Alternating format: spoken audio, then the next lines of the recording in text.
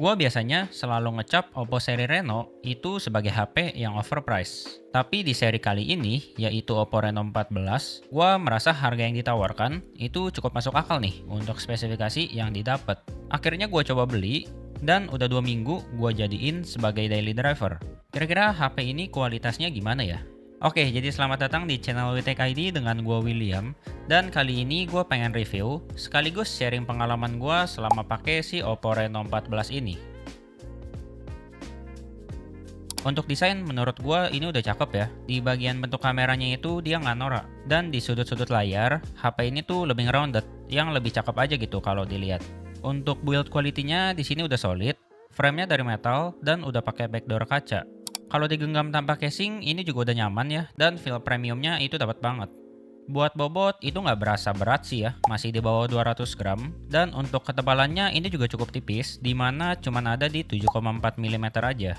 Untuk tombol-tombolnya di sini juga udah kliki ya, jadi cakep lah.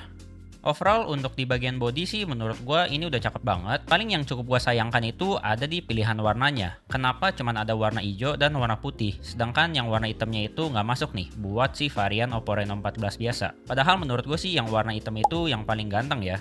Buat warna putih itu sebenarnya cukup cakep, tapi gue kurang suka karena di backdoornya tuh ada motif-motif gitu. Makanya gue beli yang warna hijau karena di bagian belakangnya itu polos. Ya kalau warna sih ini mah balik lagi ya ke selera kalian. Kalian lebih suka yang putih atau yang warna hijau? Buat layar, HP ini ukurannya di 6,59 inch ya. Sedikit lebih kecil dibandingin HP-HP pada umumnya yang 6,7 inch. Dipakai buat scrolling ini udah smooth, dipakai di siang terik masih cukup kelihatan layarnya, dipakai buat nonton udah enak. Warnanya gonjreng, gambar dan tulisan terlihat tajam, ditambah speakernya udah stereo yang suaranya udah cukup bagus nih.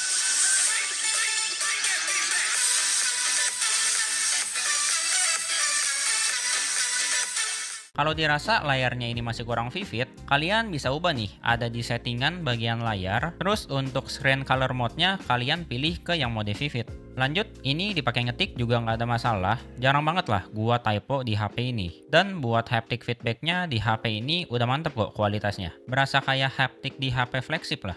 Lanjut, udah mendukung always on display juga yang bisa nyala terus, udah mendukung fingerprint di dalam layar, dan di sini kita juga dikasih opsi buat ngerubah resolusi layar HP ini dari 1,5K ke Full HD.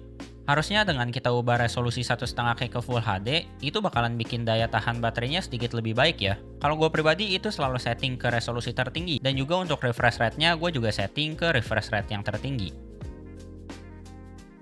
Oke lanjut buat performa. HP ini pakai chipset MediaTek Dimensity 8350. Buat RAM ada dua varian, ada yang 8 atau 12 GB dengan LPDDR5X dan storage-nya itu di 256 dengan UFS 3.1. Buat pemakaian daily yang ringan-ringan udah jelas lah, dengan spek begini sih udah lancar banget. Misal dipakai buat WhatsApp sambil nonton YouTube, ini tuh udah lancar banget. Pindah-pindah antara aplikasi juga udah smooth. Kalau buat pemakaian ringan kayak gini sih untuk suhu HP ini aman banget ya. Gua nggak pernah merasa ada panas gitu. Terus di sini gua ada notice kalau di bagian penangkapan sinyal tuh HP ini bagus banget ya. Ternyata waktu gua ke websitenya Oppo, di seri ini mereka ada cantumin fitur AI Link Boost 3. Dan ternyata ini bukan gimmick, karena gue sendiri udah ngerasain manfaatnya nih. Karena WC di rumah gue tuh susah banget buat dapetin sinyal. Tapi di HP ini masih bisa dapetin 2 bar dengan koneksi 4G. Gue sih happy ya, jadi gue bisa dengerin musik tanpa harus download. Kemudian di sini gue ada tes pakai ngedit video di CapCut, video pendek, resolusinya 4K. Buat previewnya ini sih masih cukup lancar ya. Dan buat waktu ekspornya juga tergolong masih cepat. Nah, kalau buat ngedit, di sini suhunya baru berasa lumayan panas nih. Kemudian kita lanjut ke gaming. Di sini buat semua pengujian gue main di ruangan AC ya, 26 derajat dengan koneksi WiFi. Buat PUBG, gue tes di smooth 90 fps, berjalan cukup stabil nih buat satu match. Selama match, gue juga nggak ada merasa ada frame drop gitu. Bahkan pada saat orang banyak pun tetap aman FPS-nya. Untuk suhunya di sini juga terbilang cukup adem ya, nggak sampai 40 derajat. Dan buat gyro udah jelas aman lah di HP ini. Lanjut buat Mobile Legends, di sini gue set ke rata kanan 120 fps. Awal-awal waktu gue tes HP ini, itu tuh sempat kena limit ya, kalau suhu udah mencapai di 40 derajat. HP ini bakalan nge-lock di 90 fps aja. Tapi kemarin gue udah coba main lagi, Sekarang udah aman nih, walaupun suhunya udah nyentuh 40 atau 41, game Mobile Legends-nya tetap jalan di 120 fps. Terus buat touch responnya di HP ini gue udah merasa mantep banget kok, nggak ada masalah lah.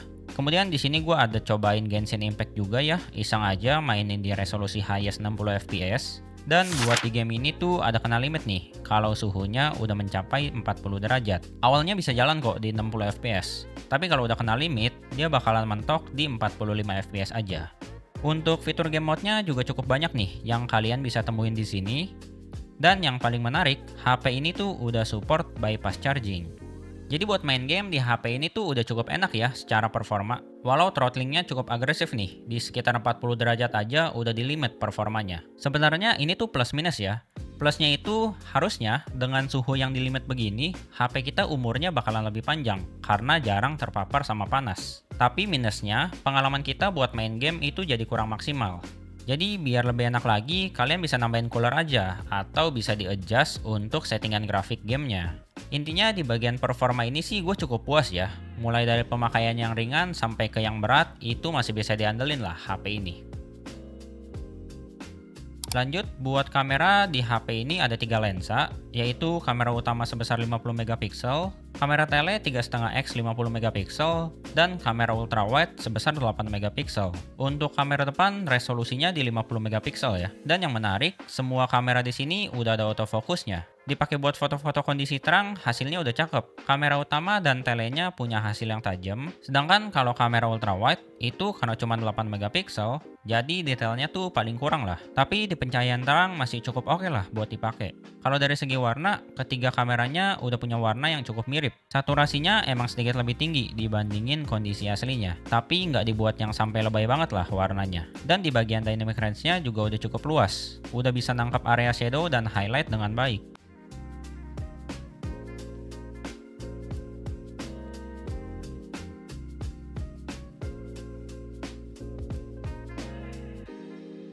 Kemudian untuk kamera selfie-nya juga cakep ya. Skin tone-nya udah sesuai, dynamic range-nya luas, dan punya jarak pandang yang cukup luas.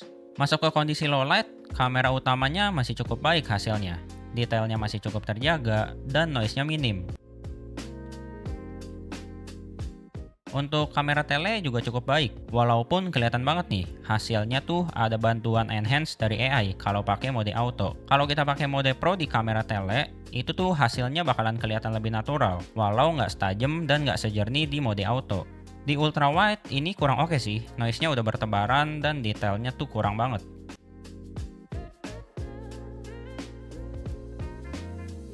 Untuk video, perekaman maksimal dari masing-masing kamera, kalian bisa baca di sini ya. Di kondisi terang, hasilnya tuh udah cakep. Warnanya natural, depending nggak ada frame drop, dynamic range-nya luas, dan juga udah stabil kalau dipakai sambil jalan.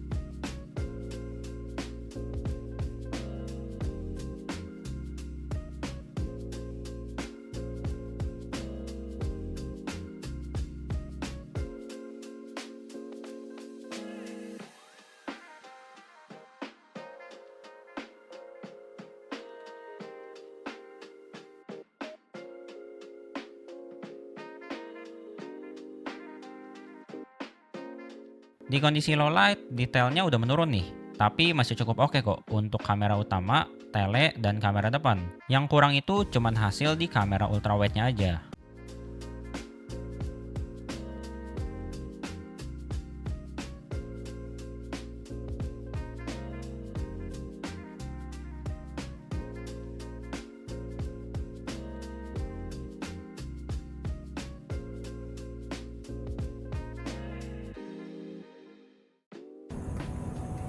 Ini untuk kamera depannya hasilnya masih cukup oke.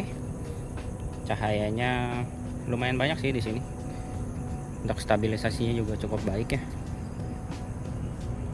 Buat di bagian kamera, gue sih suka banget ya sama Oppo Reno 14 ini. Gue jadi lebih suka ngambil foto semenjak pakai HP ini. Terutama karena kamera tele yang hasilnya tuh cakep dan zoomnya cukup jauh di 3,5x.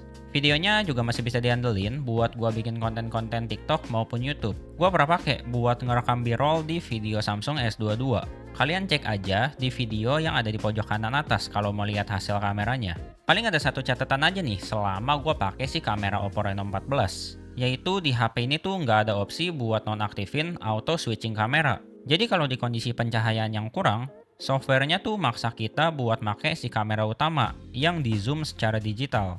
Kamera telenya baru bisa aktif kalau kita zoomnya di atas 10 kali. Padahal secara ketajaman tuh harusnya kamera tele bakalan lebih tajam lah dibandingin kamera utama yang di zoom secara digital. Kemudian ini di tempat yang sama, cuman pencahayaannya lebih terang aja. Baru deh, sekarang kalau gua klik 3,5x, itu kameranya langsung ngubah ke kamera tele, nggak kayak tadi pada saat pencahayaannya kurang. Semoga aja kedepannya ada opsi ya buat fitur ini. Jadi kita lebih fleksibel lah buat pakai lensa mana yang mau kita pakai, kayak di HP Samsung. Atau sebenarnya udah ada nih buat fitur ini, tapi gue sih nggak nemu ya. Kalau kalian tahu, boleh banget sharing di kolom komentar ya. Kemudian ke bagian software, HP ini pakai ColorOS 15 dengan Android 15. Support update yang cukup panjang nih, 5 tahun Android versi dan 6 tahun security patch. Gua sih seneng ya, makin kesini banyak brand Android yang janji update-nya itu jadi lebih panjang. Zaman dulu tuh flagship aja cuma dapat 2 kali update. Gua terakhir pakai ColorOS itu di ColorOS 3 ya, pas pakai Oppo F5. Dan waktu gua pakai sih jujur aja gua kurang suka sama penampilannya. Ternyata sekarang saat gua coba ColorOS 15, ini tuh jauh lebih bagus ya. Animasi-animasinya itu tuh smooth dan lancar, tampilannya lebih clean, walau masih mirip dengan iOS di bagian control center terutama. Terus di sini preset lock screen-nya juga cakep-cakep, fiturnya cukup banyak ya. Ada semacam dynamic island, ada smart sidebar, bisa split view juga buat multitasking, dan masih cukup banyak yang bisa kalian akses di bagian accessibility. Bahkan kita tuh juga bisa sharing file ke iPhone ya, dengan fitur yang mirip AirDrop. Tapi sayangnya di sini gua nggak punya iPhone, jadi gua nggak bisa demoin ya. Untuk AI di HP ini juga cukup banyak. Ada AI editor buat edit-edit foto dengan tool-tool yang ada di sini. Ada AI buat summarize melalui tulisan atau mikrofon. Ada AI Studio juga, tapi di sini gua nggak pernah pakai ya, karena harus login ke akun Oppo. Terus ada juga AI Reply atau AI Write untuk ngebantu kita nulis pesan di email dengan penyusunan kalimat yang baik. Ya di bagian software ini sih gue cukup terkejut ya dengan perkembangannya. Sekarang tuh jauh lebih baik lah. Terus gue juga nggak menemukan bug ataupun iklan yang kayak pop-up gitu. Yang ada itu cuma aplikasi bloatware-nya aja yang cukup banyak saat awal booting. Dan untungnya tuh bisa dihapus-hapusin. Kemudian berikut untuk detail-detail tambahan, kalian bisa baca di sini juga ya. Untuk baterai punya kapasitas di 6000 mAh. Buat gua sih daya tahan baterainya standar aja buat kapasitas segini. Dengan menggunakan WiFi, resolusi layar tinggi, refresh rate 120Hz, pengguna non-gaming itu sih bisa bertahan seharian ya. Cuman sayangnya di ColorOS gua nggak bisa nyantumin SOT-nya nih. Buat ngecas dari 8% ke 100% itu butuh waktu 50 menit di ruangan AC dan settingan rapid charge-nya nyala. Jadi kesimpulan buat Oppo Reno 14, pengalaman gue selama pakai HP ini sih cukup memuaskan ya. Terutama di hasil kamera yang cakep-cakep kualitasnya, kecuali kamera ultrawide-nya aja. Tapi buat gue ini sih nggak masalah, karena gue pribadi tuh jarang foto menggunakan kamera ultrawide, apalagi di kondisi low light. Terus di sektor lain tuh HP ini juga punya nilai yang bagus, kayak build quality-nya solid, layarnya cakep, performanya udah cukup kenceng, chargingnya ngebut, dan software yang dukungan update-nya panjang.